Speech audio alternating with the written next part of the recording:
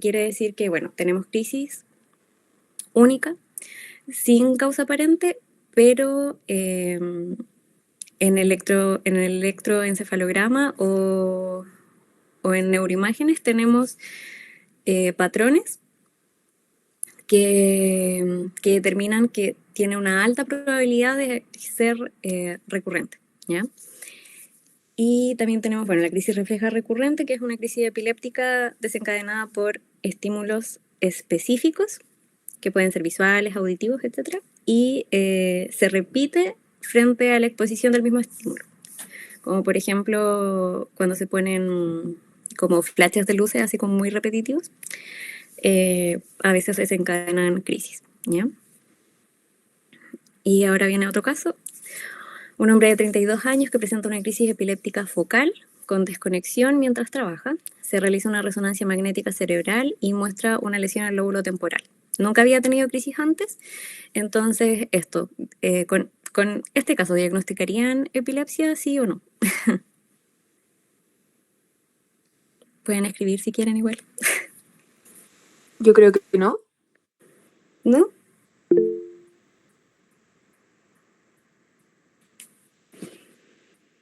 Ya. Sí se hace el diagnóstico de epilepsia porque la neuroimagen muestra una lesión, ¿ya?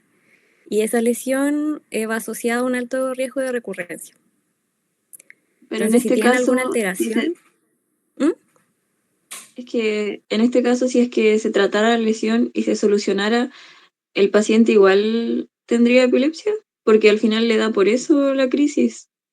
Claro, o sea, si se soluciona la lesión, no hay epilepsia. Ya. ¿Ya? De hecho, igual dentro de los tratamientos pueden ser cuando son como de lugares específicos del... Dale, dale. Que quería agregar que en este caso más que nada es epilepsia por el hecho de que presenta una crisis y tiene una alta recurrencia de volver a presentar otra crisis. Por lo tanto, Es y una se alta considera como una probabilidad. recurrencia de más de un 60%, si es que no me equivoco, que como que según la literatura dice eso. Entonces, claro, como tiene una crisis, tiene mucha recurrencia de tener otra crisis porque tiene esa lesión, se considera como diagnóstico de epilepsia que está como en los criterios anteriores que mencionó la Cote Sí. y está así como textual. Entonces era como más que nada para amplificar ese como punto. Sí, cualquier alteración en la neuroimagen o en el electroencefalograma eh, se asocia a un alto riesgo de recurrencia. Y entonces con eso se hace el diagnóstico aunque sea solo una crisis. ¿Ya? Y entonces ahora el estatus epiléptico, que la doctora nos dijo que hiciéramos harto énfasis en esto, así que como que para cuando repasen, parar un poquito aquí, ¿ya? El estatus epiléptico se define como una crisis prolongada o dos o más crisis repetidas entre las cuales no se alcanza a recuperar el nivel de conciencia, ¿ya? En el caso de las crisis tónico-clónicas son prolongadas cuando duran más de 5 minutos y en las crisis focales con desconexión del medio son prolongadas cuando duran más de 10 minutos, ¿ya? Si la crisis dura más de 30 o 60 minutos puede existir muerte neuronal, ¿ya? Y aquí, bueno, esto obviamente por eso es una emergencia médica, ¿ya? ¿Saben por qué por qué puede ocurrir la muerte cerebral después de tanto tiempo en un estatus epiléptico?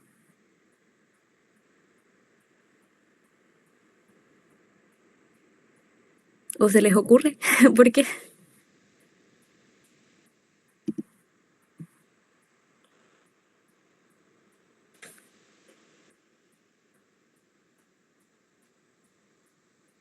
Bueno, es por la depresión de glucosa. Como está tan sobreexcitado el área y las neuronas, se gastan toda la glucosa que tienen. Y al gastarse toda la glucosa ya no pueden generar energía para actuar normalmente. Y eso empieza a generar daño celular, daño oxidativo y genera la muerte neuronal, ¿ya? Ya. El estatus epiléptico lo podemos dividir en funcional y operacional, ¿ya?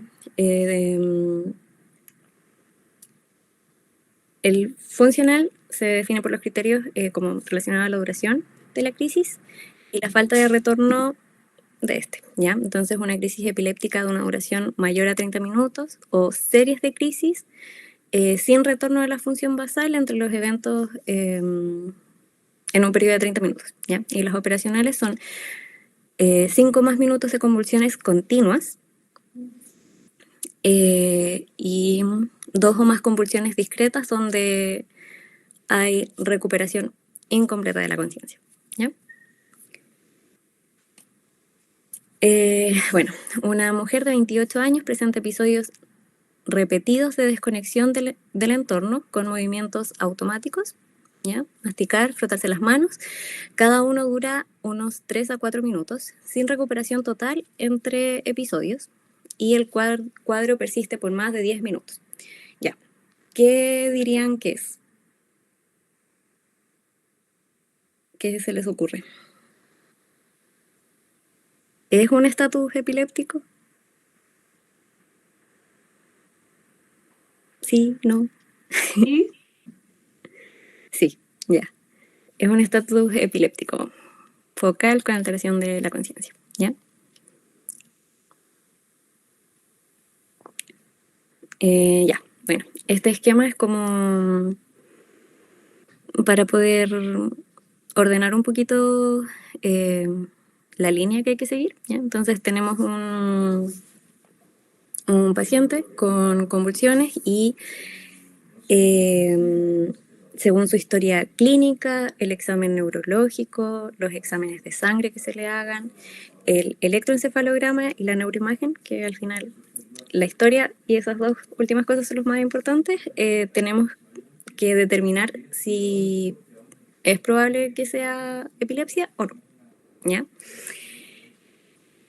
Y aquí, claro, podría ser un paciente que es la primera vez que convulsionó, pero cuando vamos a ver todas las cosas tiene una neuroimagen alterada, por lo tanto es probable.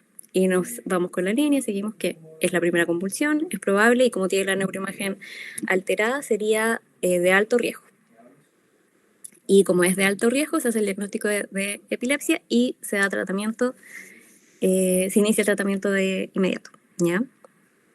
Ahora, por otro lado, bueno, obviamente igual si es la segunda convulsión en un periodo de tiempo, o sea, por ejemplo, un paciente que tenga, que llegue por una convulsión y la historia te diga, me pasó hace una semana atrás.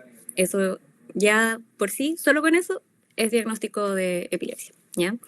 Y por otra parte, si llega un paciente que aparentemente está convulsionando y no tienes muy claro cómo que pasó ya, pero por lo que ves parece poco probable que sea epilepsia porque no hay alteraciones de la neuroimagen, no hay alteraciones del electroencefalograma.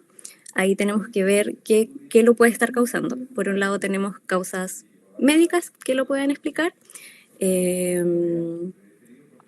como, ahí no alcanzo a leer bien, pero síncope, migraña, como cosas que, más abajo dice cosas que puedan provocar la convulsión, trauma, alteraciones metabólicas. Y por el otro lado tenemos la parte psicológica, que por ejemplo ahí podríamos tener un trastorno conversivo, que es que las personas presentan síntomas neurológicos sin tener nada que lo explique, porque finalmente es una patología psiquiátrica. Y bueno, y ahí se ve porque también los signos que va a tener mientras esté cursando con la convulsión no van a ser muy concordantes, como que se va a notar que igual de cierta forma lo está fingiendo, aunque esa persona lo sienta real, ¿ya? Y bueno, obviamente ahí en los tratamientos sería tratar la causa. En el caso de psicológico, psicoterapia, psiquiatra. Y en la causa médica, tratar específicamente lo que lo está causando, ¿ya? Y ahora rapidito como de morbimortalidad. La epilepsia tiene una mayor morbimortalidad, la tasa de mortalidad es 2 a 3 veces mayor que la población general, pero igual depende del tipo de crisis que tenga el paciente, ¿ya? Hay un aumento de incidencia de trastornos psiquiátricos y hay mayor riesgo de padecer varias afectaciones, o sea, neurodegenerativa, lógicamente, trastornos cardiovasculares, cerebrovasculares, por el daño oxidativo que se genera, hemorragias del sistema digestivo superior, fracturas, neumonías, etcétera, ¿ya? Obviamente accidentes, por ejemplo, por caídas al momento de iniciar la crisis, migrañas, porque generalmente después de las crisis quedan como con dolores y uno de ellos puede ser la migraña, ¿ya? Y también está asociado a trastornos del sueño, como la apnea del sueño o el insomnio, ¿ya? Bueno, aquí las etiologías más comunes según edad. En recién nacidos la etiología más común es la encefalopatía hipóxica isquémica, que la vamos a hablar un poquito casi al final de esta presentación. En los lactantes o niños pequeños son las crisis febriles. En los adolescentes son principalmente síndromes genéticos. En el adulto joven, TEC. En el adulto medio, tumores cerebrales. Y en adulto mayor, accidentes cerebrovasculares o enfermedad cerebrovascular. ¿Ya? Disculpa, me gustaría Dale. aclarar de que en las crisis febriles de los lactantes generalmente es como hasta los 5 años, perdón, hasta los 5 años en donde se puede sospechar si es que hay una crisis epiléptica. Después de los 5 años, a pesar de que haya fiebre, se tiene que sospechar otro tipo de causa. Eso.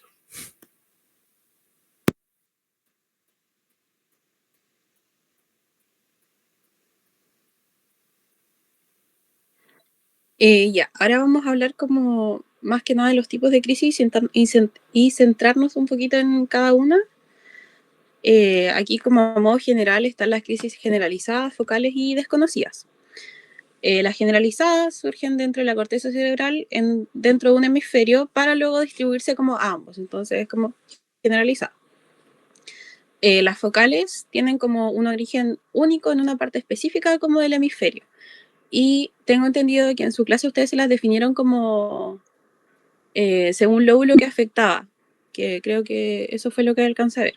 Así que eso, como que estas son focalizadas como un lóbulo y según eso va a tener como cierta sintomatología.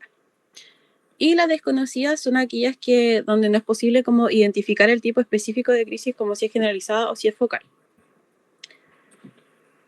Ya. En este cuadrito está como súper bueno porque tiene como toda la clasificación de los tipos de crisis que se las mencioné recién, los tipos de epilepsia, que aquí igual se nos unen las generalizadas y focales combinadas, que vendría siendo como una crisis focal que pasa a ser generalizada y como que tiene signos y síntomas como de ambas, es como mezclada en realidad. Y aquí también, por ejemplo, nos dan diferentes etiologías que pueden ser como estructurales, genéticas, infecciosas, metabólicas, inmunitarias y desconocidas también. Así que eso es como más que nada a modo de esquema, como para que vean los tipos de crisis, tipos de epilepsia y esas cosas. Ya, ahora vamos a hablar un poquito de las crisis generalizadas. Bueno, estas afectan, como les dije, a ambos lados del cerebro, inicia como en uno y después afecta a los dos. O grupos de células de ambos lados del cerebro al mismo tiempo. Aquí podemos tener como síntomas motores y síntomas no motores. Lo que más me interesa que les quede claro es como que crisis epiléptica no es sinónimo de convulsión, como sinónimo de convulsión en el caso de, uno siempre, por ejemplo, se imagina cuando dicen convulsión a una persona así que se está moviendo como repetitivamente y esas cosas, y no es eso solamente las crisis epilépticas, ¿ya? Así que aquí igual les coloqué como breves definiciones de algunos síntomas motores que podemos encontrar, que por ejemplo tenemos los movimientos bruscos rítmicos sostenidos, que vendrían siendo los clonus o clónicos. Los músculos débiles o flácidos vendrían siendo como atónicos. Por el contrario, los músculos tensos y rígidos vendrían siendo tónicos. Breves contracciones musculares serían como las mioclonías. Y espasmos epilépticos igual se pueden encontrar, que son como un poquito más lentos y sostenidos que las mioclonías. O sea, las mioclonías vendrían siendo como más rapiditas, por decirlo así, como para diferenciarlas. Y dentro de los síntomas no motores, aquí tenemos como las típicas crisis de ausencia, que podrían ser típicas o atípicas, y también podrían presentarse como estas breves contracciones musculares, que serían como las mioclonías. Y ahí igual hay una imagen como súper esquemática que pueden ver como la atónica, la tónica, la clónica y las crisis de ausencia, que vendrían siendo las no motoras. Dale nomás, Benja.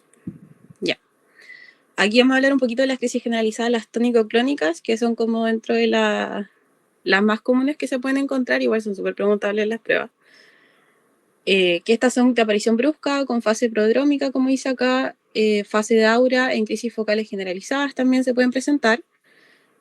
Y la crisis propiamente tal tiene distintas fases. Ya tiene la fase tónica, que es de predominio excitatorio, que es esta parte como donde se pone rígida la persona, que hay un grito ictal. Este no necesariamente se va a presentar, pero puede estar, y el grito ictal es un fenómeno clínico que puede ocurrir como al inicio de esta crisis epiléptica. Puede ocurrir como justo antes o cuando está comenzando esta fase tónica.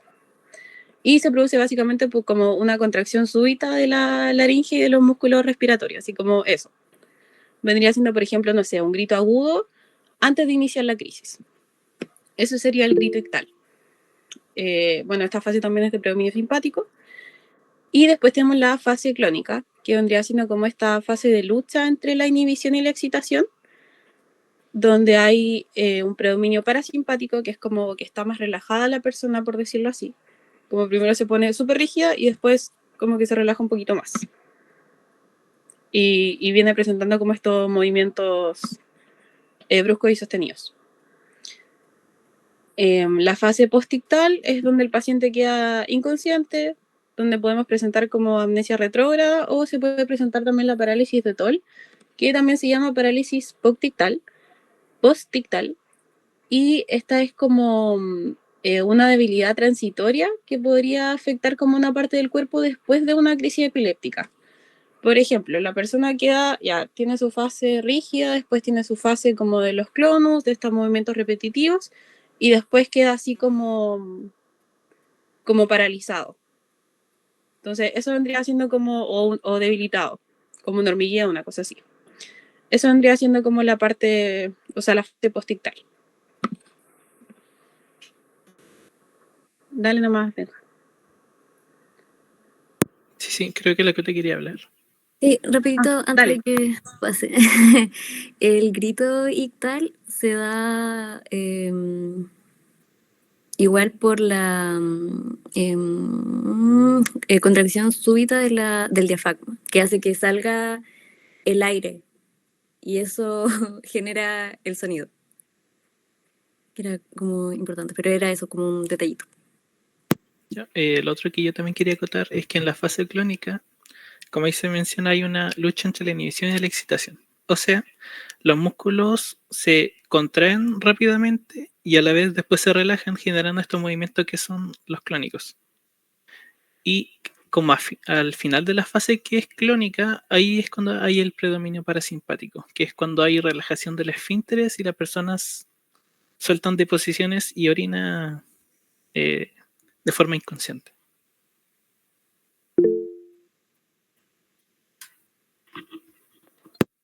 Ya. Tenemos las crisis parciales o focales, que en algunos textos las mencionan como crisis parciales y en otros las mencionan como focales, así que les pusimos los dos títulos acá. Bueno, en este está... Ay, Cote dice que la llamada va a terminar en 15 minutos. Sí, sí, caché. Ya, Ya, pero hagamos dale. lo que puedo. Ya. Ahí cambiamos. Sigo con la crisis parcial. Bueno, la actividad eléctrica aquí es estándar específica de la corteza, como les dije, así que sus síntomas en verdad no son como siempre los mismos, sino que depende del área afectada netamente. Se pueden dividir en simples y complejas, que es importante. Las simples son las que no afectan la conciencia y las complejas son las que sí afectan la conciencia. Y aquí a su vez también podemos tener síntomas motores o síntomas no motores. Lo mismo que el anterior, de los clónicos, los atónicos, los tónicos y las mioclonías y los espasmos epilépticos, pero aquí igual se nos suman los automatismos, los movimientos automáticos repetitivos, que esto vendría siendo, por ejemplo, una persona que está masticando todo el rato, o una persona que está, no sé, como aplaudiendo repetitivamente o golpeando algo. Eso vendrían siendo como automatismos, como movimientos repetitivos, automáticos. Ya. Dentro de los síntomas no motores tenemos cambios en sensaciones, emociones, cognición o funciones autónomas que vendrían siendo como taquicardia, como el sistema nervioso autónomo, como taquicardia, piel de gallina, esas cosas. O arresto del comportamiento. El arresto del comportamiento es como bien parecido a la crisis de ausencia, porque, por ejemplo, si aquí les puse como algo para ejemplificarlo, que vendría siendo como mirar un punto fijo y no moverse, que eso si uno lo piensa igual podría como pensar en una crisis de ausencia. Pero ¿cómo se diferenciaría? Porque probablemente esta persona, si está como con este arresto del comportamiento, va a estar mirando un punto fijo, no se va a mover y después, por ejemplo, puede estar aplaudiendo. Entonces, claro, presenta el arresto del comportamiento, pero también presenta estos movimientos automáticos repetitivos o automatismos. Entonces ahí vendría siendo una crisis parcial o focal y además de esto hay que hacer el electroencefalograma, entonces hay que saber si es que está la lesión como focalizada o generalizada.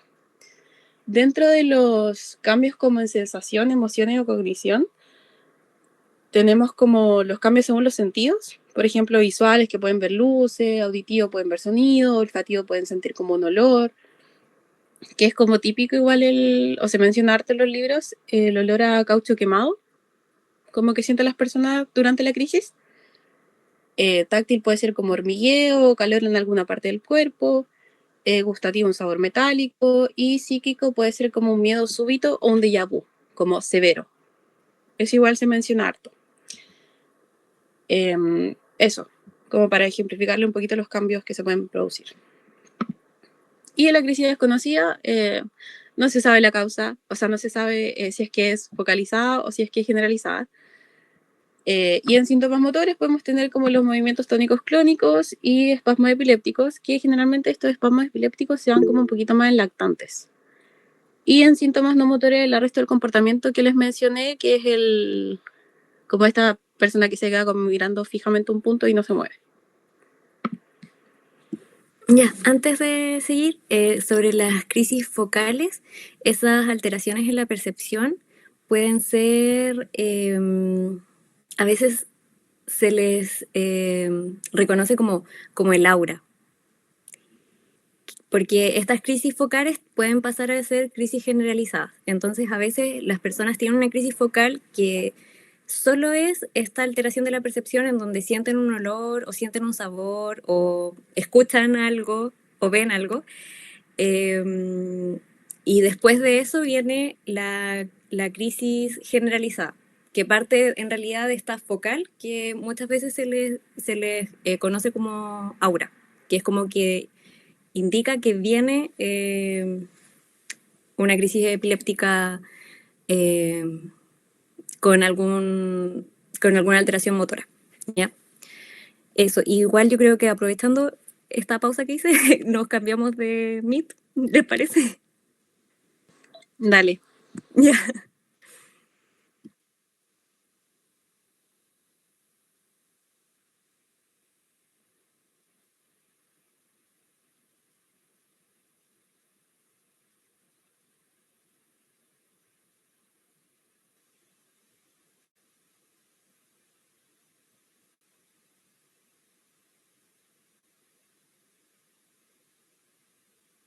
Qué raro que no te deja. Ya, pero filo, cerebro.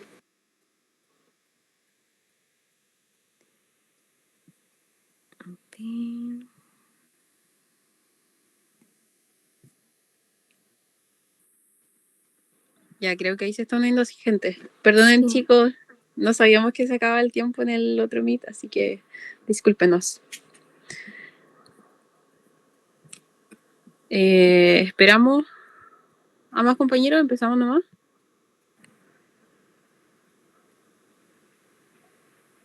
¿Qué opinan? ¿Qué dice el público? Ya voy Mira, a seguir nomás mientras, porque en esta es lo de que hacer una crisis que en realidad no es tan fundamental. ya sí, dale. Ya, bueno, esta ya pues en verdad quisimos colocarles como qué hacer en una crisis epiléptica. Primero, importante llamar a ambulancia. Mantener la calma, también, como dice acá, retirar objetos, obviamente, para siempre mantener una vía aérea segura y poner a la persona en posición lateral de seguridad, que eso es como full primeros auxilios, y fijarse que no tenga nada en la boca, no introducirle nada en la boca, y siempre proteger como la cabeza o vía aérea, por ejemplo, si es que la persona se muerde la lengua y todas esas cosas, o si es que vomita también, para que no se ahorque en su vómito, que eso vendría siendo como lo fundamental.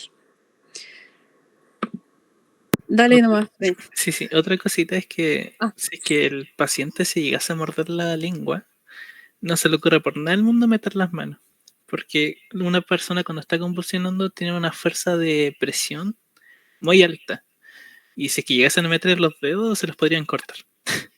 Así que no lo hagan. Sí, eso, muy cierto. Como solamente fijarse en el caso de que tenga algo en la boca, como ahí poder sacárselo, pero obviamente que no lo esté mordiendo, porque si lo está mordiendo, los va a morder a ustedes. Así que igual siempre fijarse según caso a caso. Ya, ahora vamos a centrarnos un poquito en estatus epiléptico, que esto en verdad la doctora le puso mucho énfasis en que nos centremos, así que probablemente se les va a preguntar. Primero que nada está la clasificación por clínica, también la pueden encontrar como clasificación semiológica, que aquí nos divide el estatus epiléptico en convulsivo y no convulsivo.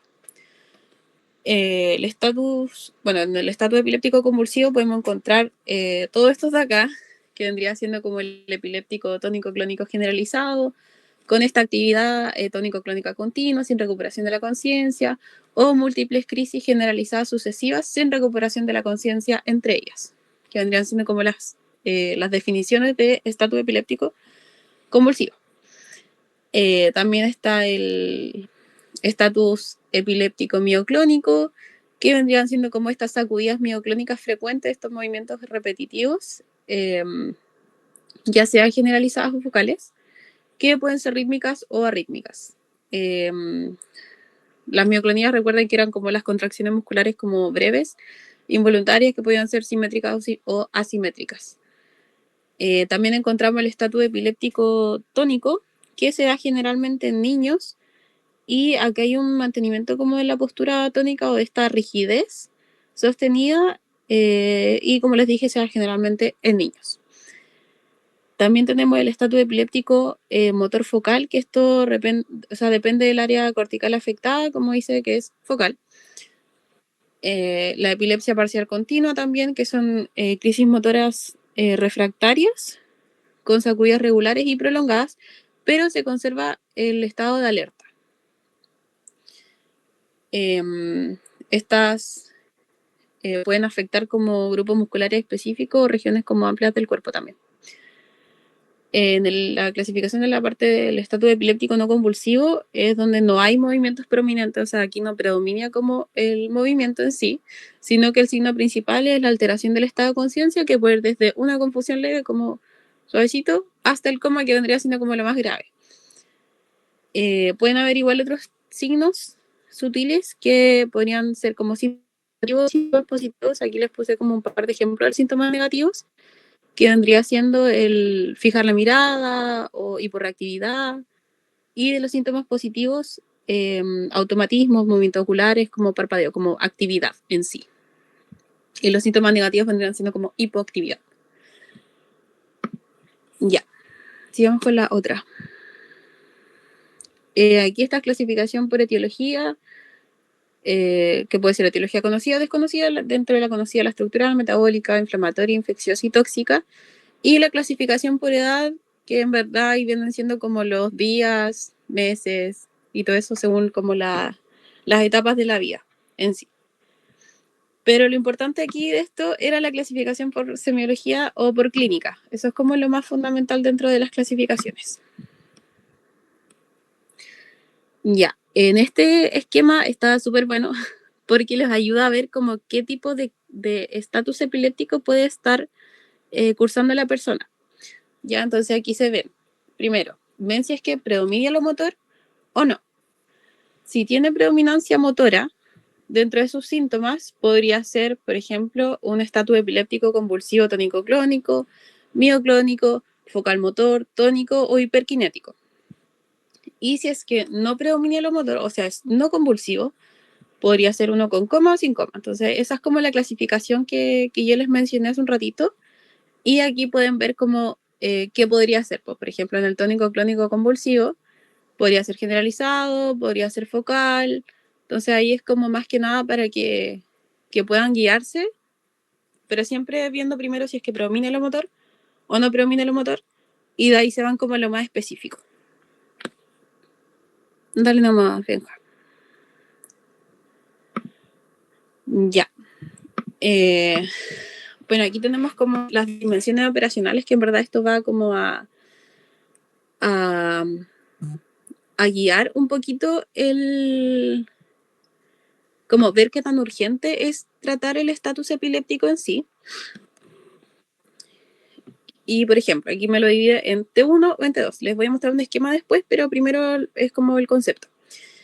T1 es el momento de iniciar el tratamiento de emergencia. Aquí es el momento en el que las crisis generalmente no van a cesar de manera espontánea, entonces hay que hacer algo. Ya hay que iniciar el tratamiento porque uno ve que no va a pasar solo. ¿Ya? El tratamiento debe iniciarse en esta etapa y corresponde, por ejemplo, a las crisis que dejan de cesar espontáneamente, como les dije. Y, por ejemplo, en el caso de un estatus tónico-clónico bilateral, que vendría siendo de tipo convulsivo, hay que iniciar el tratamiento a los 5 minutos. En un estatus focal, ya sea simple o complejo, sin o con alteración de conciencia, que es lo mismo, habría que iniciar el tratamiento a los 10 minutos. Y desde este momento, que es el T1, las crisis pueden volverse prolongadas o continuas. Por eso es súper fundamental iniciar el tratamiento aquí, en este punto, para detener la crisis y no hacer que se vuelvan prolongadas o continuas y evitar, obviamente, todas las complicaciones que nos puede traer esto, que los vamos a ver un poquito más adelante. Ya, en el T2 es el límite máximo para controlar la crisis, que es este momento en el que se pueden empezar a producir las consecuencias que les mencioné. Por eso es importante tratarlo en el T1 para evitar todo esto. Porque las consecuencias a largo plazo, como mencionó antes la Cote, era como daño, muerte neuronal, reorganización anormal de las redes neuronales o déficits funcionales que van a perdurar. En el caso del estatus tónico-clónico bilateral, tiene que lograrse este control antes de los 30 minutos y no se debe esperar hasta el T2 para actuar, ya que pueda haberse iniciado la resistencia a los fármacos. O sea, siempre, idealmente, iniciar en el T1. Ya ahí el momento de tratarlo sí o sí. No esperar como a decir como no, si puede ser solo, no. No, tratarlo. Dale con la siguiente. Ya, este es el esquema que les dije, que aquí se los voy a explicar un poquito en la parte como de las líneas amarillas y rojas. El amarillo indica como que no, el tiempo como que no es tan, como que ha pasado poquito, y en el rojo ha pasado más tiempo. Ya, entonces el rojo es malo, porque mientras más tiempo pasa, como mayor riesgo de después de secuelas o consecuencias a largo plazo que se le genere en la persona. Por ejemplo, aquí está lo que les dije, pues que en el T1, que es el momento donde hay que iniciar el tratamiento de urgencia, las crisis, o sea, en el estatus epiléptico tónico-clónico bilateral, hay que iniciarlo a los 5 minutos. En el caso del estatus epiléptico focal con o sin compromiso de conciencia, a los 10 minutos. Y en el T2 aquí aparece lo mismo, que es el momento en el que el límite máximo para poder controlar esta crisis, que en el bilateral tónico-clónico a los 30 minutos, y en el focal con o sin compromiso de conciencia a los 60 minutos o una hora. ¿Ya? Entonces, eso es como para que lo sepan. Ya. Según tiempo o temporalidad, el estatus epiléptico se nos puede dividir en fases. Primero está la fase intermitente, que es de los 0 a los 10 minutos, que ahí el tratamiento vendría siendo actuar al tiro, porque como les dije, mientras antes van a tener mejor respuesta. Y se trata aquí con benzodiazepinas. Solo benzodiazepinas, lorazepam o midazolam. Después tenemos la fase establecida, como si sigue avanzando el tiempo. Vendría siendo de los 10 a los 30 minutos. Y, por ejemplo, aquí, si la crisis no cesa ante la administración de las benzodiazepinas en la fase inminente, en la segunda fase de los 10 a los 30 minutos hay que iniciar con antiepilépticos, ya que aquí podría ser ácido valproico o valproato, que es lo mismo, o levetiracetam. También se podría usar fenitoína, pero no como elección de primera línea, ya porque hay que estar como monitorizando continuamente, así que idealmente valproato o levetiracetam, ya, así que quédense con eso. Como la fenitoína en este momento, no usarla mejor. Y obviamente aquí la selección va a depender del perfil de paciente, siempre viendo como en las contraindicaciones de cada fármaco y todas esas cosas. Después la fase refractaria, que es de los 30 a los 60 minutos, si el paciente no responde al tratamiento inicial, o sea, iniciamos benzodiazepinas, por ejemplo, lorazepam o midazolam, no funcionó, nos pasamos a la fase establecida, entonces le iniciamos antiepiléptico, le iniciamos, por ejemplo, levetiracetam, no funcionó tampoco, y sigue avanzando el tiempo hasta los 30 a los 60 minutos, hay que comenzar a sedarlo, ¿ya? Entonces, en este caso, hay que sedarlo e intubarlo. Así que aquí, con anestésico, midazolam o propofol. Y aquí claramente ya va a necesitar como cuidados intensivos y un electroencefalograma continuo para estarlo monitorizando todo el rato. O sea, cada vez el paciente está más grave.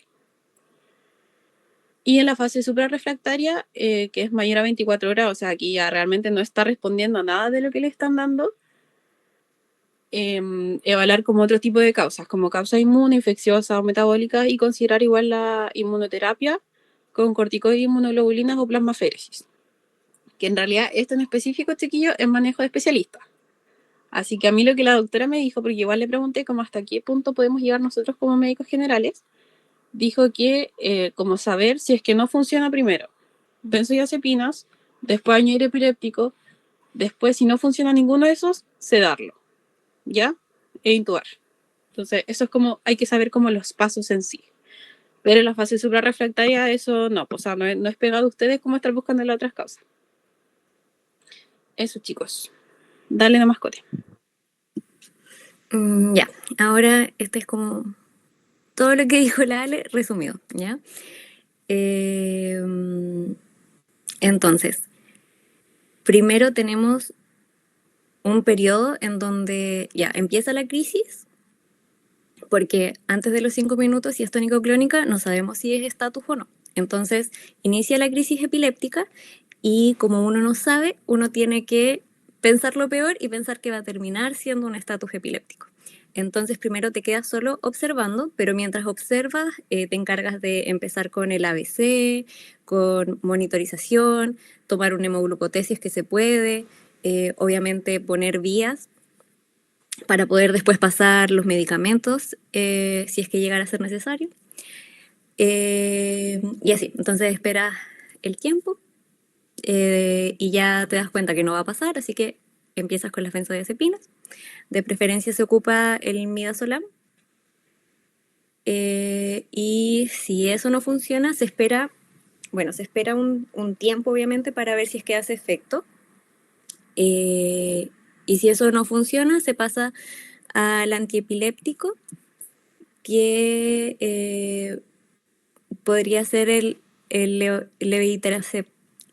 se me traba la lengua. Levetiracetam. Pero igual obviamente va a depender del paciente y las contraindicaciones que pueda tener. Y la fenitoína generalmente no se prefiere porque genera alteraciones en el electrocardiograma. Genera, bueno, por ejemplo, si el paciente tuvo la convulsión porque tiene una hemorragia subaracnoidea. Este fármaco disminuye el fármaco que le damos para tratar la hemorragia, ¿ya? Que es el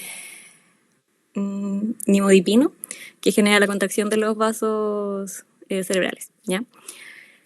La fenitoína también tiene un paso hepático, entonces también, obviamente, en pacientes que tengan una falla hepática no se va a ocupar. Entonces, como tiene tantos peros, se prefiere no elegir, ¿ya? Dime, Ale. Igual, algo hay que agregar de la fenitoína que se me olvidó decir en la diapo anterior, es que, por ejemplo, si estamos en si estamos en el caso de un paciente que presenta epilepsia, o sea, que ya es epiléptico, y está, por ejemplo, tomando un antiepiléptico como la lamotrigina, no se le podría dar la fenitoína porque te puede aumentar mucho la probabilidad de tener el síndrome de Steven-Johnson, que eso es como full tóxico. No sé si lo pasaron en dermato aún, pero es muy malo. Así que uno igual asume, por ejemplo, si es que un paciente epiléptico hay muchas probabilidades de que esté con la motrigina, entonces idealmente nunca tener como primera opción la fenitoína, porque el síndrome de Steven-Johnson puede ser mortal, entonces es como muy grave. Así que por eso como que la lamotrigina no primera opción, como para nada. Ya. Eso, el fármaco que puse ahí, el levetiracetam, también puede generar alteraciones conductuales. Entonces, igual hay que tener ojo, pero bueno, al final todos los fármacos tienen algún pero, ¿ya? Bueno, esperamos un tiempo, si eso no funciona, pasamos obviamente a la sedación, intubación orotraqueal, y eso ya es porque el estatus no para, entonces hay que mantenerlo controlado y mientras, como después de sedar al paciente, que eso ya debiese pararlo, hay que empezar a evaluar las causas del estatus, ¿ya?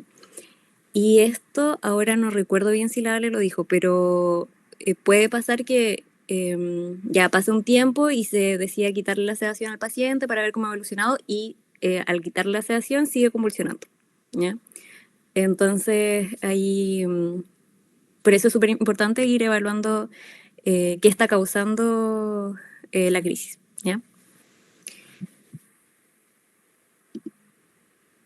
Y las complicaciones, tenemos, bueno, las complicaciones neurológicas que se dan por lo que les había comentado antes, que es la depresión de glucosa, ¿ya? Y también la de oxígeno. Como las neuronas están trabajando tanto, se agotan, se queman básicamente. Y eso lleva a que se genere un daño cerebral estructural y puede llevar a un deterioro cognitivo, ¿ya? En el caso de las complicaciones sistémicas, tenemos la hipoxia cerebral, por lo mismo, por el aumento de la demanda metabólica. Podemos tener una acidosis respiratoria que se debe a la acumulación de dióxido de carbono, porque por un lado estamos gastando todo el oxígeno que tenemos y por el otro estamos como medios restringidos a poder hacer un intercambio gaseoso adecuado, ¿ya? También puede llevar una acidosis metabólica porque la actividad muscular intensa en las crisis tónico-clónicas, por ejemplo, genera mucho ácido láctico, ¿ya? Y eso lleva a la acidosis metabólica y también puede generar la liberación de hemoglobina y la rhabdomiólisis por lo mismo, ¿ya? Y esa rhabdomiólisis puede llevar a una insuficiencia renal aguda. Ya, bueno, la otra es la hipoglicemia, que es por lo que había mencionado, que las neuronas consumen toda la glucosa que encuentran, ¿ya? En el caso de que el paciente esté cursando con una hemorragia subaracnoidea se asocia a hipotensión, arritmias y edema pulmonar, ¿ya? Y bueno, de las complicaciones infecciosas, neumonía por aspiración. También pueden haber complicaciones relacionadas al tratamiento, que es la depresión respiratoria por el uso de benzodiazepinas.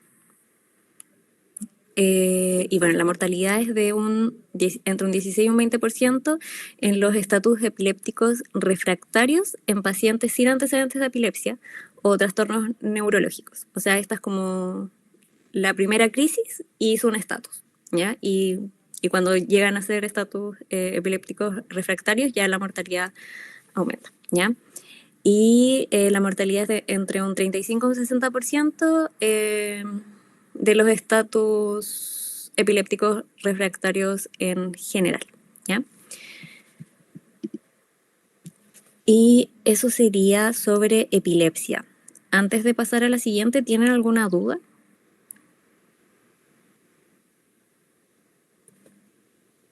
No, todo súper claro. Ya, bacán. Igual después, chiquillos, vamos a hacerle les tenemos unos casos clínicos preparados, así que como para que vayan practicando igual y eso, porque eso también nos habían como surgido las dudas del forms que mandó la Cote. Y aquí en las referencias está todo aprobado por la doctora, así que como si alguien quiere buscar más información, que se meta los links nomás o que busque los libros de acá y eso, porque pueden encontrar como harta info. Sí, terminando la presentación, le mando el PPT a la delegada para que los comparta, ¿ya? ¿Se escucha? Sí, se escucha Sí, súper. increíble. Ya, bueno, y vamos a ver la segunda parte de la ayudantía, que es la parte de encefalopatía. Sí. Ya, primero que nada, una encefalopatía es un trastorno cerebral ocasionado por una enfermedad, una lesión, medicamentos o sustancias químicas que va a provocar una alteración cognitiva o neurológica y que puede ser aguda o crónica. Hay muchas causas en sí de encefalopatía. Hay encefalopatías que pueden ser por causas hepáticas, por causas infecciosas, por causas metabólicas, causas traumáticas, se pueden generar igual por neoplasia, pero aquí la doctora principalmente pidió que nos enfocáramos en dos, que son la encefalopatía de Wernicke y la hipoxia isquémica. La primera es la encefalopatía de Wernicke. Ahora, ¿esta por qué se causa? Es por una ingesta o por una absorción inadecuada de tiamina o de vitamina B1. Y esto asociado también a una ingesta continua de carbohidratos. Ahora, lo que hace la tiamina, como en términos bien simples, es que nos ayuda a convertir los carbohidratos en energía. Esto lo podemos encontrar en carne, en huevos, en legumbres, gérmenes de trigo y hartos alimentos más. Una condición subyacente importante aquí es el alcoholismo, sobre todo los pacientes que son con un alcoholismo crónico más grave y todo, porque el alcohol en exceso lo que hace es que va a interferir en la absorción de la tiamina en el tubo digestivo y en su almacenamiento hepático. Esta igual se puede presentar secundaria a alguna desnutrición o un déficit prolongado de esta misma vitamina, como por ejemplo un paciente que esté en diálisis periódica, pacientes que estén con hiperemesis, pacientes en inanición. Y lo que puede pasar con estos pacientes es que si se les da una carga de carbohidratos para realimentarlos, por ejemplo, en pacientes que estén con inanición, o si se les administra alguna solución con dextrosa, se les puede llegar a provocar la encefalopatía de Wernicke. El paciente en sí, bueno, va a llegar un paciente que va a estar con una oftalmoplegia, puede ser una oftalmoplegia parcial. Se puede dar una parálisis del recto lateral. También vamos a tener que las pupilas van a estar anormales y que se van a contraer de forma lenta. El paciente también va a presentar un nistagmo horizontal y vertical. Vamos a tener una ataxia. Esta ataxia nos va a provocar algunos trastornos vestibulares, cerebelosos y también nos puede provocar algunas polineuropatías. Lo que vamos a tener aquí es en sí una ataxia de la marcha. El paciente va a caminar lento, va a dar pasos cortos y va a tratar de darse a sí mismo una base más amplia, como que va a ser corto y como que va a tratar de tener más punto de apoyo más ancho. El paciente también va a estar confundido, vamos a tener que estar desorientado, va a tener falta de atención, va a estar somnoliento, va a estar en estupor. También van a tener algunos, los umbrales del dolor aumentados, algunos van a desarrollar algunas disfunciones autónomas graves, como por ejemplo una hiperreactividad simpática, o sea que el paciente va a estar hipotérmico con hipotensión postural, o por otro lado puede estar igual con agitaciones y con temblores. Ahora, vamos, una triada clínica que se ve en la encefalopatía de Wernicke es un paciente que va a estar con oftalmoplegia, con ataxia y confuso, que van en sí son como las cosas que se mencionaron antes. Ahora, para tratar la... Bueno, el diagnóstico de esto va a ser clínico. Tenemos que reconocer tanto los síntomas del paciente como las condiciones en las que llegue, ya que en sí las alteraciones, no tiene muchas alteraciones características en los exámenes, en el electroencefalograma, en punción lumbar, no se van a ver tan reflejados estos cambios. Y lo mismo en los exámenes que se piden de rutina, como hemogramas o bioquímicos, tampoco se va a ver tan reflejado. Y no se suele pedir los niveles de B1 de rutina. Y también los niveles plasmáticos de esto no se reflejan muy bien en la realidad. Ahora, para tratar al paciente, lo que vamos a hacer es que le vamos a suministrar la B1 en 100 miligramos intravenosos de 3 a 5 días y sulfato de magnesio 1 a 2 gramos intravenosos igual cada 6 a 8 horas. El magnesio más que nada porque este ayuda en el mismo metabolismo de la tiamina. La encefalopatía es prevenible, entonces si que nos llega un paciente que lo vemos que llega desnutrido, llega con algo de compromiso de conciencia, es mejor administrársela directamente. Lo que se hace aquí es que se administra primero la tiamina, se administran los 100 miligramos intravenosos y después se le da 50 miligramos oral. Esto también sumado con B12 y con ácido fólico. Siguiente. Bueno, el pronóstico de estos pacientes igual depende mucho del tratamiento. Es que tratar de llegar a tiempo con ellos y diagnosticarlos y tratarlos rápido. Generalmente los síntomas oculares deberían remitir más rápido en las primeras 24 horas. En cambio, la ataxia y la confusión pueden llegar a durar días o incluso meses. Si el paciente en sí no se... bueno, el déficit de la memoria y el aprendizaje podrían nunca llegar a resolverse por completo. Ahora, si el paciente no se trata adecuadamente, puede llegar a una mortalidad más elevada de un 10 o un 20%, y el 80% de los que sobrevivan a esto pueden desarrollar una psicosis de Korsakoff. En sí, con esta psicosis lo que vamos a tener es que el paciente va a estar con una amnesia retrógrada y anterógrada, que puede ser en distintos grados, va a estar desorientado, va a tener algunos cambios emocionales como que va a estar más apático, va a ser un poco más conformista, va a tener una euforia leve o inexistente ante algunos estímulos que deberían provocársela, va a estar con una disminución de la espontaneidad y la iniciativa. Y puede presentar confabulación, que esto quiere decir que el paciente, al no recordar ciertos eventos de su vida, los va a rellenar con algunos eventos imaginarios. Y esto incluso, dependiendo de cómo los narra el paciente y todo, pueden llegar a ser más creíbles, digamos. Sí, cuando el paciente llega a este punto, se dice que tiene el síndrome de Wernicke-Korsakoff, y aquí principalmente se trata para la encefalopatía de Wernicke, que es que se administra la tiamina y el sulfato de magnesio. Ya, ahora hablando de la encefalopatía hipóxico-isquémica, esta puede tener varias etiologías. Dentro de eso está un paro cardiorrespiratorio o una hipoxemia que sea severa, secundaria a una ACV que es hemorrágico, isquémico, puede ser por intoxicación de monóxido de carbono, por una sobredosis de drogas o por un TEC. Chicos, si es que llega a escucharse mucho ruido me avisan, y si es que no se entiende algo lo repito, porque están haciendo una regla acá en mi casa. Ya, siguiendo. Cuando hay una interrupción o disminución del flujo sanguíneo al cerebro, las reservas, o sea, el cerebro es capaz de soportar hasta unos 20 segundos sin flujo sanguíneo, puesto que después de ello se agotan estas reservas de oxígeno y comienza a haber daño cerebral. Se dice que a pesar de haber tenido una reanimación cardiopulmonar en caso de un paro cardiorrespiratorio, solo se logra un 30% del flujo cerebral normal, lo que no impide un daño aquí en el cerebro.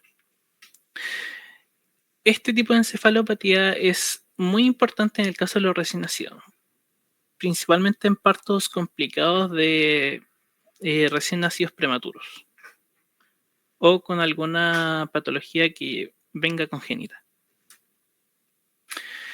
Aquí vamos a ver una persona con alteración de la conciencia, principalmente. Va a ser una persona que va a llegar a urgencias y no te va a dar casi ninguna sintomatología porque va a estar tirado. La evaluación clínica debe incluir los reflejos del tronco cerebral. Estos son todos los reflejos de los nervios craneales. El oculomotor, el vestíbulo coclear, el reflejo vagal, que ahí está el nauseoso y el tusígeno, entre otros.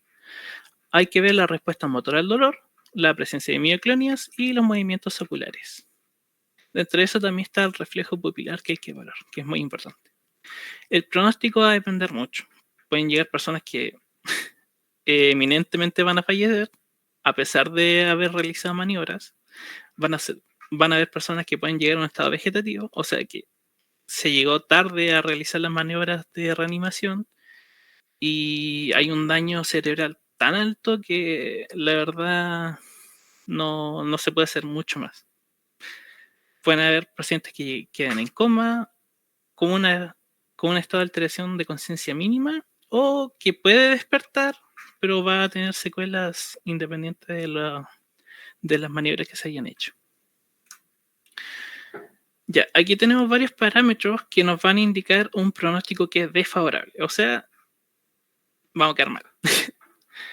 La duración de la anoxia, que viene a ser toda causa que genere esta pérdida de flujo de oxígeno hacia el cerebro, que es cuando las maniobras de reanimación llegan posterior a 8 o 10 minutos. Otra cosa es que el RCP sea complicado y este termine durando más de 30 minutos y el paciente apenas responda, no sé, después de 1 hora o después de 40 minutos, lo cual es bastante malo. La reacción pupilar al ELBUS y la respuesta motora al dolor se evalúa al tercer día. Y los reflejos troncoencefálicos, como ya mencioné, aquí está el reflejo tusígeno, el vasovagal, el de vómito. Los oculomotores y otros se evalúan cuando el paciente llega a la consulta. Otra cosa que hay que también se evalúa el tercer día es la escala de Glasgow, que aquí también se unen también la reacción pupilar y la motora. Y es muy malo cuando tiene menor a 5, que está casi en estado vegetal.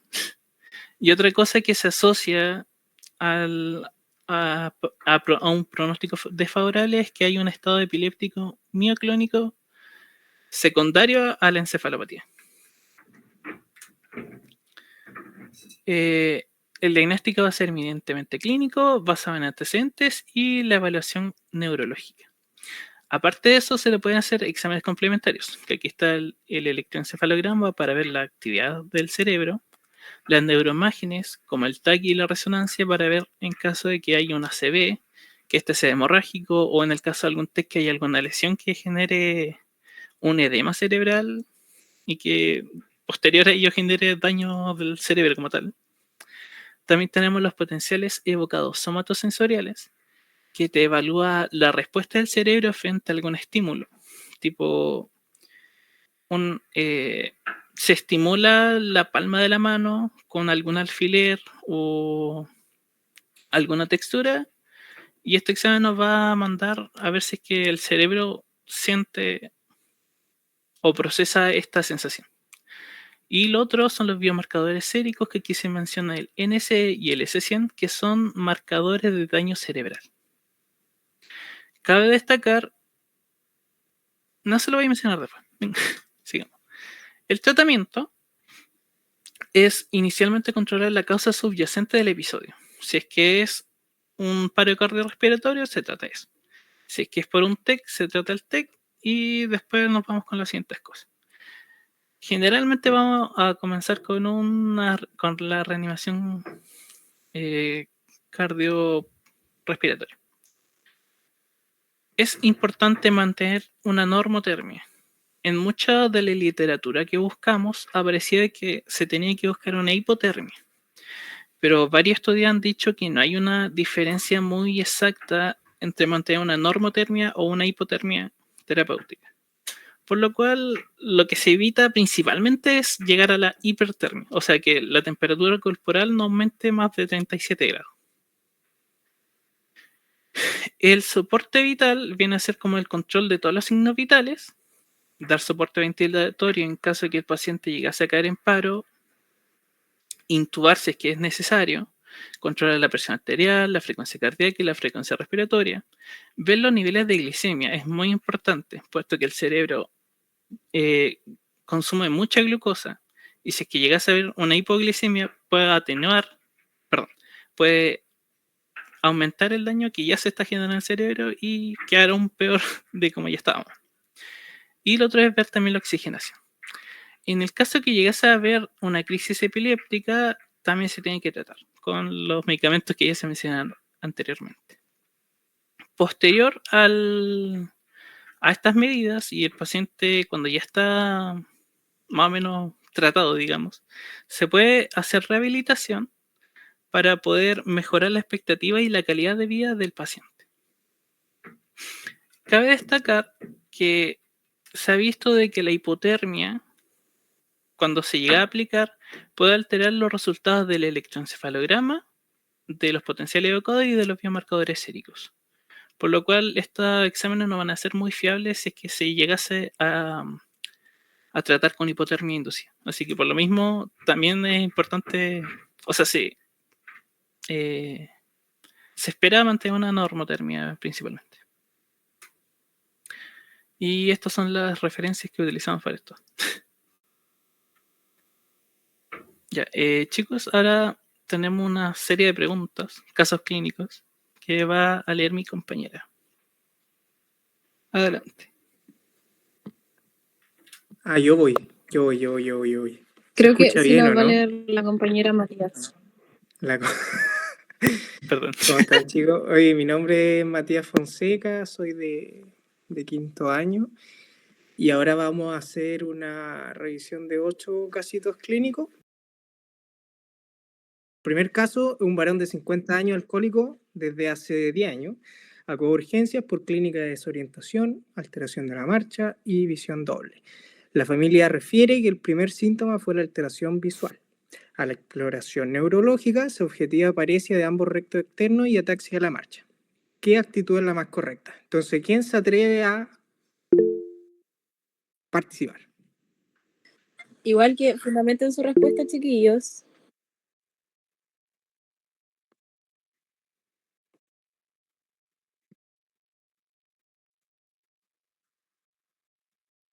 ¿Ya?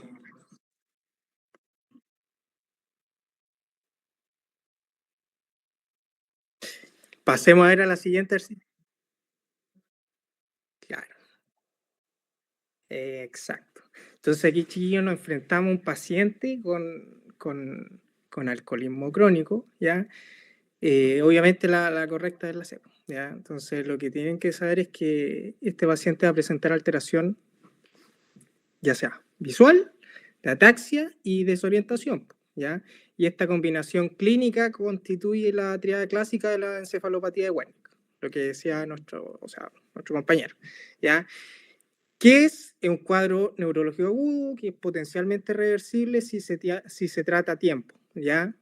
Y la causa principal es el déficit de tiamina, que es vitamina B1, que este es esencial para el metabolismo cerebral. Lo otro que también es importante, que en estos pacientes la tiamina tiene que administrarse de forma urgente, ¿ya? Y siempre antes de cualquier sobreglucosado, ya que la administración de glucosa sin tiamina puede precipitar o agravar el daño neurológico. Yo no sé si han visto, alguien en sus prácticas clínicas, ¿han visto algún paciente con esto?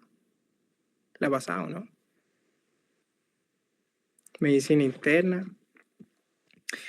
Bueno, pero se ve, se ve. Ahora, ¿por qué la otra es tan incorrecta? La alternativa A, ¿ya? Diazepam por síndrome de abstinencia, en sí no corresponde al diagnóstico, ¿ya? El paciente no muestra signos clásicos de abstinencia que son temblores, agitación o convulsiones, ¿ya? Entonces ahí la descartamos. La B, que es hidratación endovenosa con suero glucosado, en sí es un error crítico en este contexto, ¿ya? La glucosa en sí lo que hace va a ser acelerar el metabolismo cerebral y va a agotar aún más la poca tiamina disponible. Y la D, el TAC craneal por el hematoma subdural, en sí el cuadro clínico no sugiere, pero para nada, hemorragia cerebral. No hay trauma, cefalea intensa ni signos focales aislados, ¿ya? Entonces esa es la clave del caso. Ahora vamos con el 2. Embarazada de 7 semanas con hiperemesis gravídica, acude por alteración visual en forma de diplopía y alteración de la marcha. La paciente está confusa. ¿Cuál es el diagnóstico más probable? ¿Quién se atreve? A ver los comentarios. ¿Ve? ¿Alguien más? Dice otra, no sé. Si creen que es alguna respuesta, igual justifíquenlo porque una vez la achuntan. Así que la idea de esto es como que piensen, no que le achunten nomás la respuesta.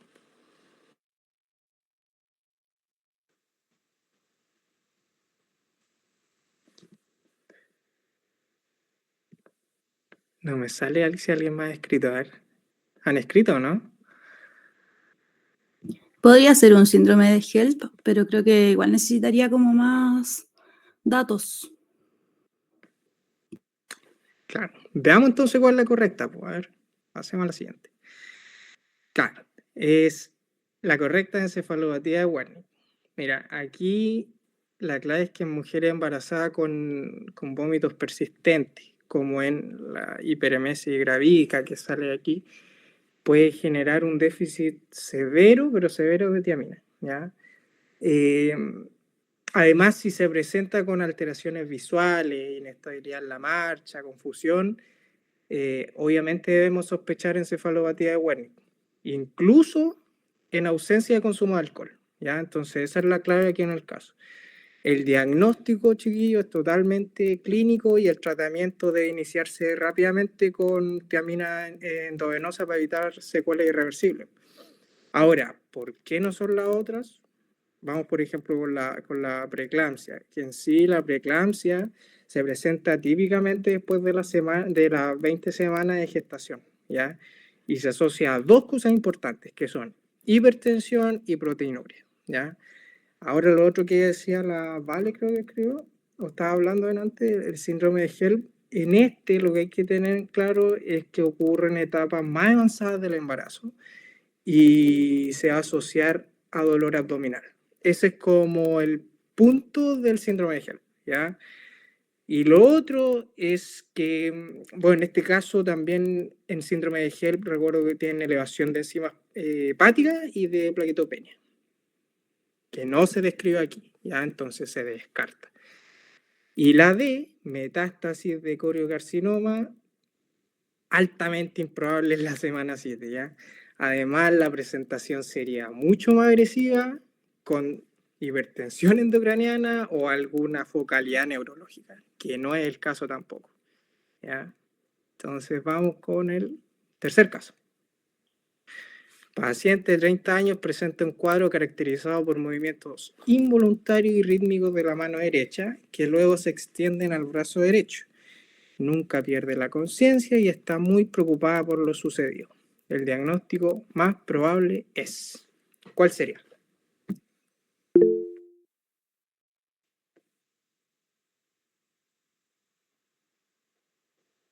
¿Alguien quiere hablar? No sé si me ¿Levantaron la acuerdo mano bien. o no? Sí, yo levanté la mano. Ya, no sé si me acuerdo bien de lo que explicaron, pero ¿sería la crisis parcial simple o no? Sí, correcto. Mira, pasemos a la siguiente. Crisis parcial simple. En sí, lo que hay que tener en cuenta aquí, chiquillos, es que una paciente con movimientos rítmicos que comienzan en la mano y se extienden al brazo, sin pérdida de conciencia, eso, o sea, muy importante, sin pérdida de conciencia, describe pero perfectamente una crisis parcial simple, que también se conoce como focal consciente. Sí, tiene esas dos versiones en la literatura. Entonces, esta forma de epilepsia puede presentar la marcha jacksoniana, no sé si la han leído, pero así salen los libros y los papers, igual que nos mandó la doctora y que le hicieron llegar a ustedes, creo, también salía eso. Y bueno, esta marcha jacksoniana refleja la propagación de la descarga epiléptica por el homúnculo motor, ¿ya? ¿Por qué no son las otras? Vamos también revisando y descartando las otras alternativas, porque por ejemplo, en la epilepsia tónico-clónica, una crisis tónico-clónica, en realidad siempre hay pérdida de conciencia desde el inicio y la afectación es bilateral, ¿ya? En el caso acá, no hay pérdida de conciencia, entonces descartamos. La B, epilepsia mioclónica, esta va a implicar sacudillas breves y irregulares, que no son rítmicas ni con progresión anatómica, ¿ya? Entonces también la descartamos. En la C, la epilepsia tónica, esta se caracteriza por rigidez sostenida sin sacudida, entonces también la descartamos. Y en la D, en la crisis parcial compleja, en esta hay una alteración del estado de conciencia, que tampoco ocurre en este caso. ¿Ya? Entonces ahí descartamos de la A a la D y la correcta sería crisis parcial simple. Vamos con el cuarto caso.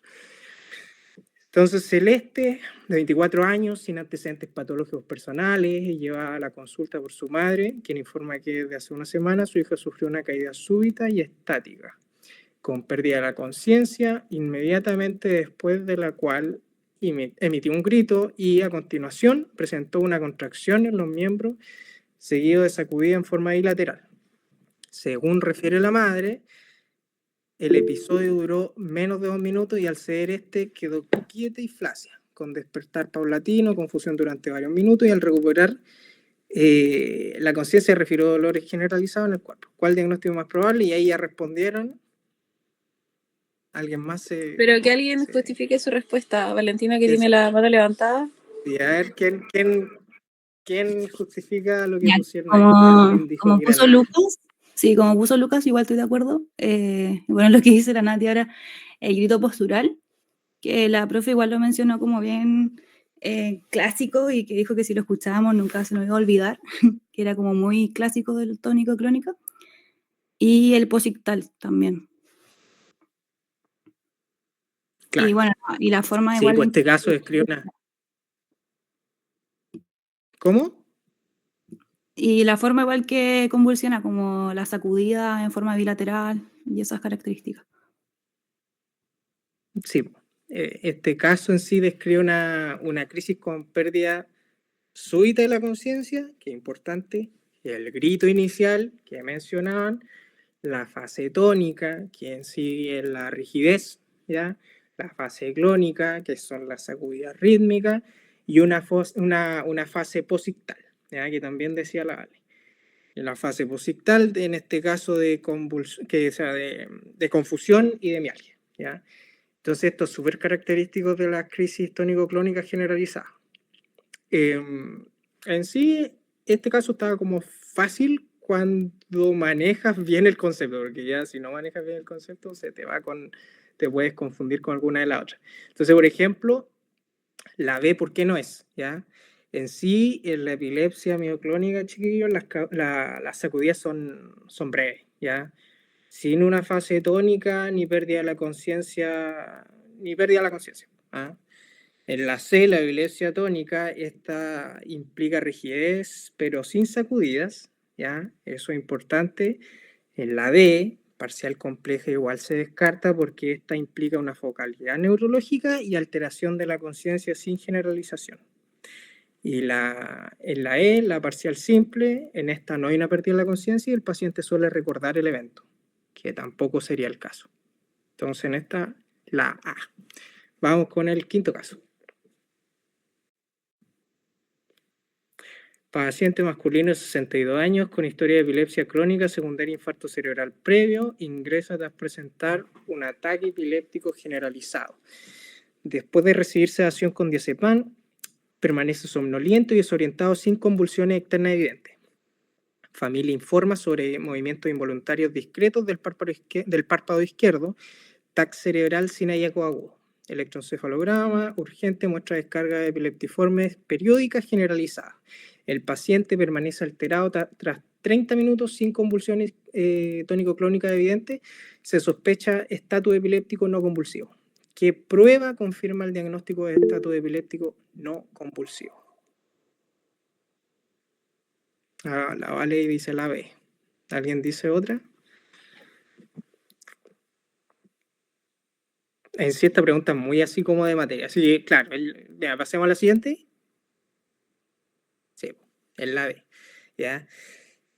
En pacientes, chiquillos, que siguen desorientados tras una crisis tratada, debemos siempre sospechar un estatus epiléptico no convulsivo. ¿Ya? Este estado en sí se caracteriza por una actividad epiléptica continua sin manifestaciones motoras evidentes. ¿Ya? Y en el electroencefalograma continuo es la única herramienta que permite diagnosticar y monitorizar esta situación, que en sí es potencialmente reversible si se detecta a tiempo. No sé si siguen acá en Temuco, hay bueno, los profes de urgencia de la UFRO tienen un podcast, y en un podcast hablaron de esto, de estatus epiléptico y todas esas cosas, así que igual se los recomiendo y en realidad es súper entretenido. ¿Ya? Sí, tienen un podcast. ¿Alguien lo conoce o no? Con la doctora Pineda tienen un podcast Sí, de... súper bueno. Sí. Dura como una hora. Súper bueno. Sí, generalmente duran como una horita, y ahí hablaron en uno de los podcasts, no hace mucho, habrá sido en los últimos 10, hablaron de estatus epiléptico. ¿Ya? Ahora, ¿por qué no las otras? Por ejemplo, una resonancia magnética con contraste en sí está útil para evaluar lesiones estructurales, pero no te va a detectar una actividad eléctrica epiléptica ya en tiempo real. ¿Ya? Eso lo hace el electroencefalograma. La tomografía por emisión de positrones no tiene utilidad inmediata en el contexto agudo, y la D de potencial evocado, estos sirven para valorar la integridad del tallo cerebral, pero no para las crisis epilépticas. ¿Ya? Crisis epiléptica, electroencefalograma. Entonces vamos con el 6.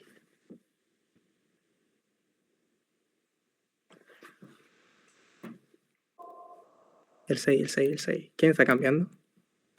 Benja, se pegó. Está con una crisis de ausencia. Ya, ahí está. Hombre de 50 años con alcoholismo crónico, 20 años, 80 gramos de etanol al día.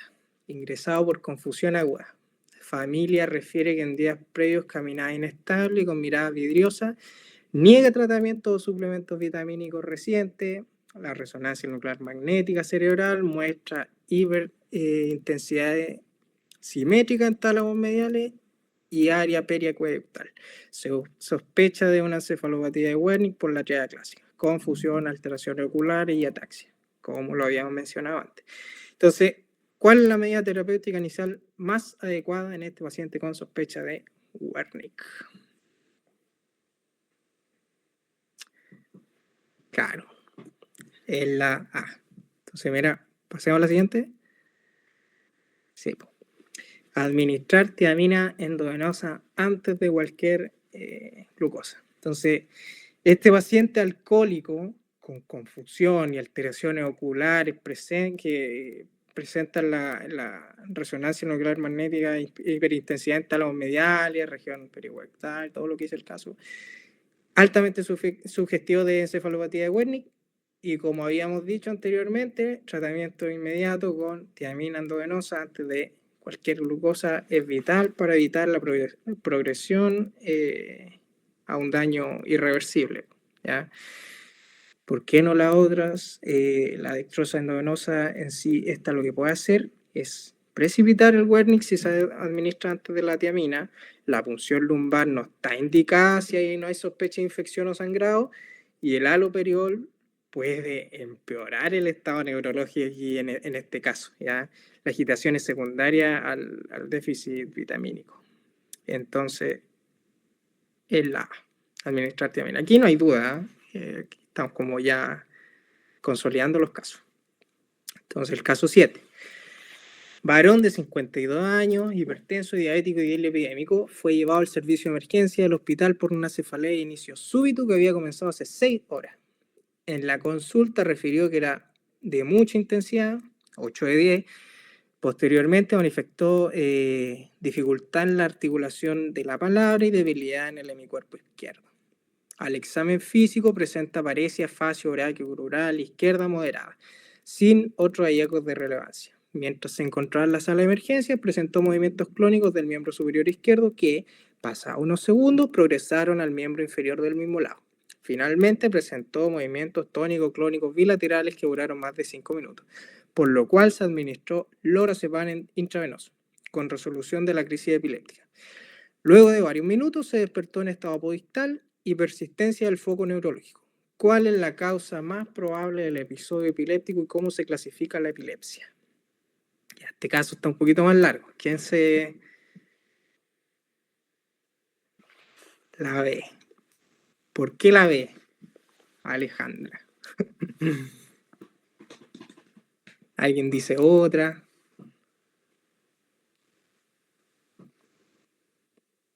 B. Ya, buena. Veamos cuál es, po. Y claro, crisis focal, secundaria, lesión estructural aguda, infarto. ¿Ya? Es decir, un paciente con múltiples factores de riesgo vascular que presenta déficit focal y luego una crisis motora unilateral que se generaliza, esto corresponde de aquí a la quirología una crisis focal secundaria, una lesión estructural aguda. ¿Ya? En este caso, lo más probable es infarto cerebral. ¿Ya? La progresión motora y la focalidad previa lo descartan como una crisis generalizada primaria. ¿Ya? Entonces, descartemos las otras alternativas. O sea, ¿por qué no son? O sea, por ejemplo, en la A, la epilepsia generalizada primaria, la clave aquí es que no parte con síntomas focales. ¿Ya? Entonces se descarta. En la C, la mioclónica juvenil, tal como lo dice el nombre, esta aparece en adolescente y tiene dos características, que son sacudidas bilaterales y sin déficit neurológico. Entonces la descartamos también.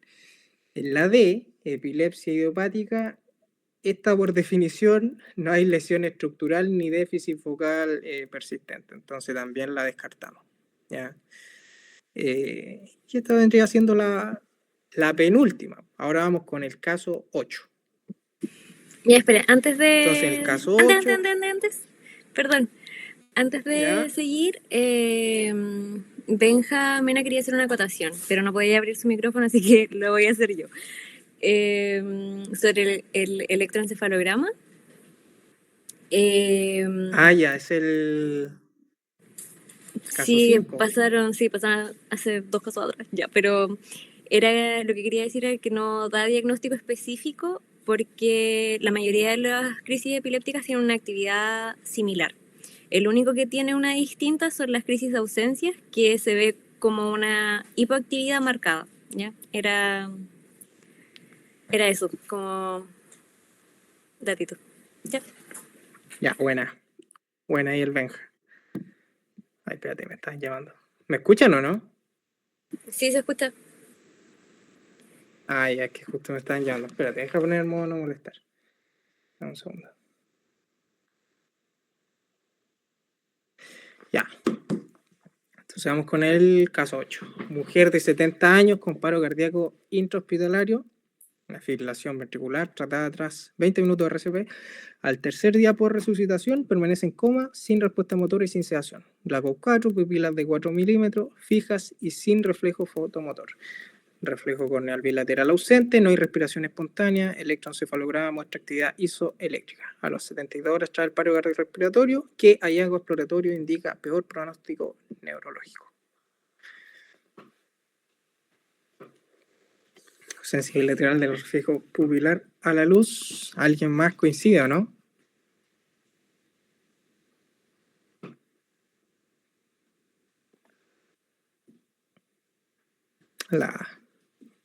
Veamos cuál es.